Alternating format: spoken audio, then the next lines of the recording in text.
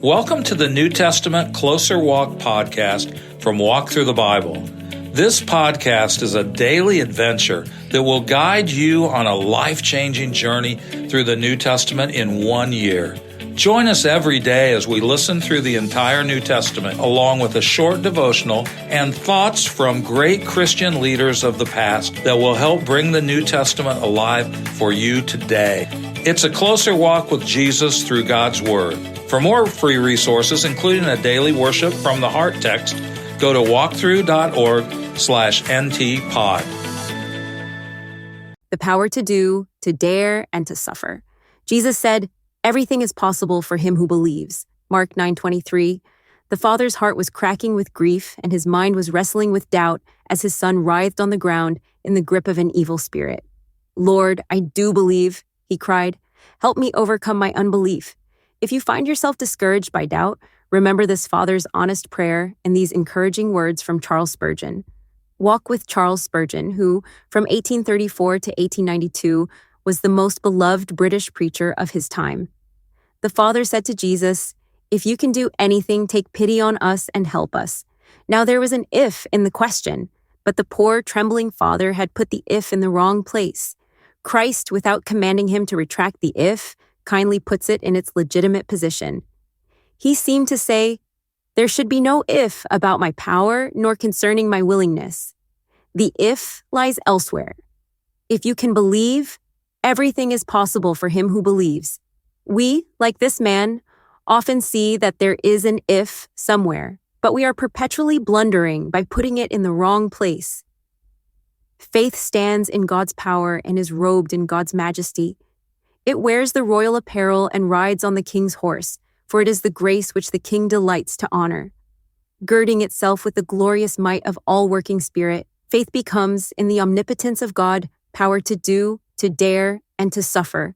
All things without limit are possible to the one who believes. Today's New Testament reading is Mark chapter 9, verses 2 through 32.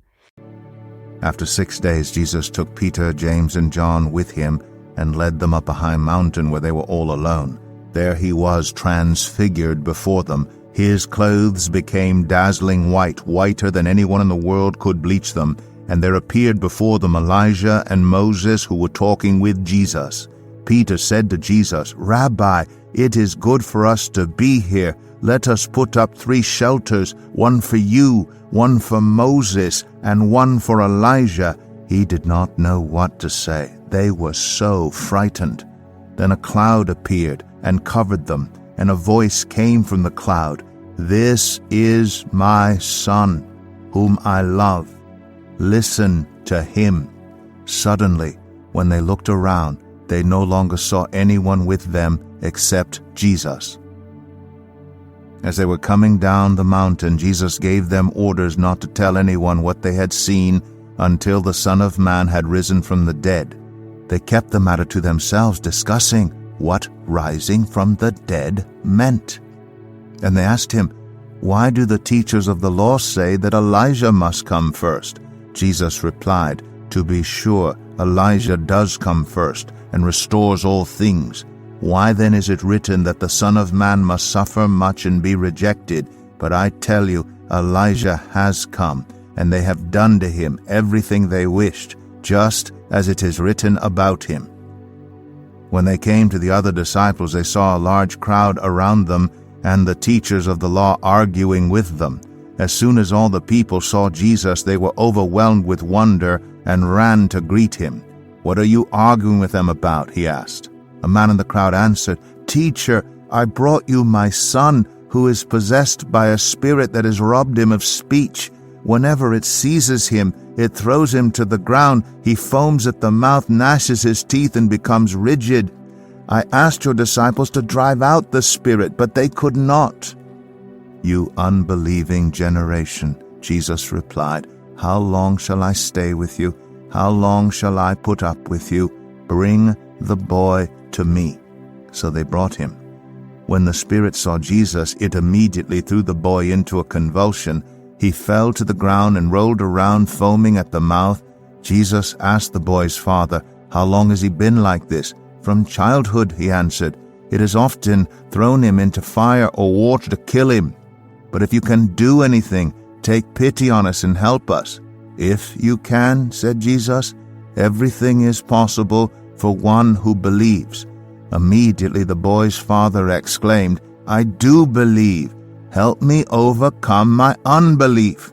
When Jesus saw that a crowd was running to the scene, he rebuked the impure spirit. "You deaf and mute spirit," he said, "I command you, come out of him and never enter him again." The spirit shrieked, convulsed him violently, and came out. The boy looked so much like a corpse that many said, "He's dead." But Jesus took him by the hand and lifted him to his feet, and he stood up. After Jesus had gone indoors, his disciples asked him privately, "Why couldn't we drive it out?" He replied, "This kind can come out only by prayer." They left that place and passed through Galilee. Jesus did not want anyone to know where they were because he was teaching his disciples. He said to them, "The Son of Man is going to be delivered into the hands of men. They will kill him, and after 3 days he will rise." But they did not understand what he meant, and were afraid to ask him about it. Jesus later reminds his disciples that all things are possible with God. Mark 10:27.